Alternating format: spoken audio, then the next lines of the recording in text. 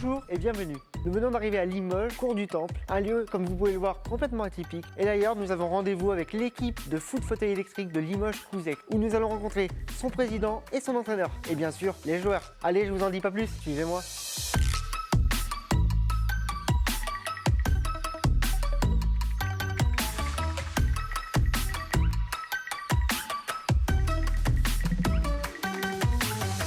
Nous sommes avec Greg, président et joueur du club handisport foot fauteuil de Limoges et de Couzec. Donc c'est une entente. Bonjour Greg. Bienvenue. Merci beaucoup. Greg, est-ce que tu pourrais nous parler du club des Grizzlies? Donc on est une équipe de foot en fauteuil électrique en fait. Ça se joue à 4 contre 4 avec des règles spécifiques, le 2 contre 1. Et on n'a pas le droit de faire des chocs en fait. Et pourquoi ce nom Grizzly? Parce que ça fait vaillant, ça fait sportif, c'est quoi? Mais en fait on a pris le mot grizzly parce qu'on avait trouvé au départ un ours sur un fauteuil. Et on a décidé de l'appeler grizzly parce que les grizzlies ça fait plus peur que les oursons. Là.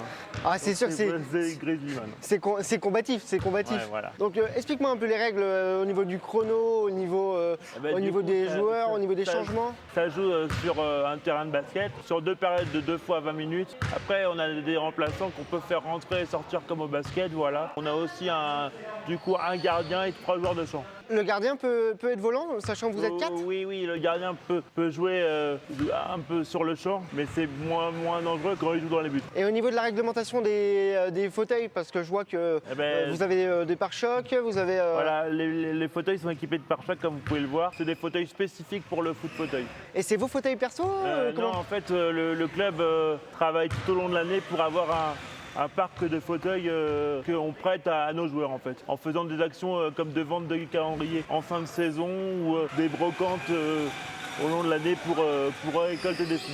Donc le foot fauteuil électrique est un sport, comme tu me disais, au niveau international. Il faut savoir que la France est championne du monde, championne d'Europe. Pourquoi ce sport n'est pas reconnu au niveau paralympique? Parce comme j'ai expliqué tout à l'heure, il y a des gens qui estiment que c'est un peu la Formule 1 du coup, et on a un peu de mal à classifier les handicaps.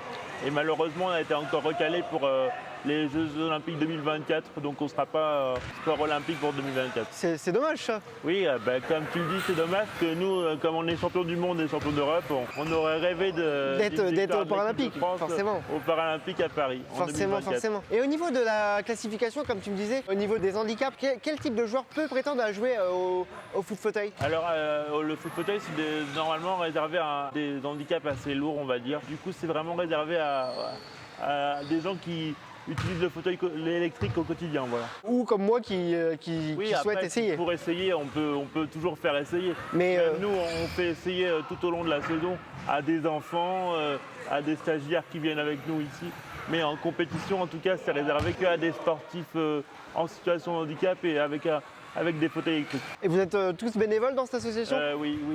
Ouais, On a un service civique, mais on a que des bénévoles qui sont autour de nous et qui nous accompagnent pendant les week-ends pour nous aider dans les gestes quotidiens. Serait-il possible pour moi de tester ce sport? Parce que là, du coup, j'ai super envie, quoi. Avec plaisir, moi, je suis un vrai grizzly. Avec plaisir, on va vous faire essayer. On a des fauteuils pour que vous essayiez. Bon, bah super, je vais prendre un fauteuil et puis je vais me mettre avec vous pour me mettre en situation réelle. Pas de souci, pas de souci. Bon, bah en tout cas, merci beaucoup, Olivier, et puis à tout à l'heure.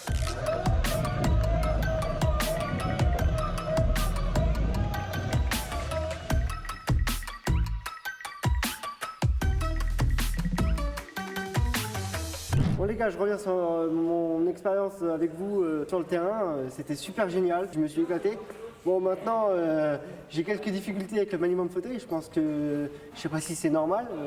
C'est pas facile parce qu'il faut déjà appréhender son fauteuil. Hein. C'est sûr qu'il faut de l'expérience. Il faut de l'expérience, c'est un fauteuil qui est fait pour le foot fauteuil, qui a un maniement spécifique. Tu as de bonnes sensations avec et ça envoie quoi. C'est le moins qu'on puisse dire. Même dans les rotations, moi j'ai fait des rotations, j'ai essayé, même moi qui n'ai pas l'habitude, je me suis mis dans les conditions idéales. Oui. Et franchement, je me suis régalé. Après, c'est sûr que même assis, c'est fatigant, quoi.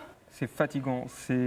Les gens ne pensent pas que voilà, on est dans un fauteuil, donc dans un fauteuil, tu as juste à pousser ton joystick et voilà, tu n'es pas fatigué.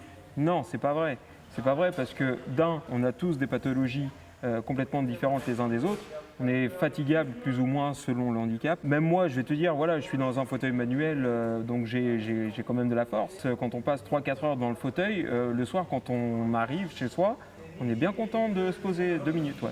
Merci aux Grizzlies, merci à l'entraîneur, merci au conseil, merci pour l'accueil. Mais Et y a- il ne me reste plus qu'à vous souhaiter un bon courage pour ce week-end pour le match contre Grenoble. Et il ne me reste plus qu'à dire Et allez, contre allez, l'équipe. Saint-Étienne et contre Vendeuvre. Et ben voilà, gagnez tout, défoncez tout comme des Grizzlies. Et moi je vous retrouve pour un prochain épisode de Handisport Go.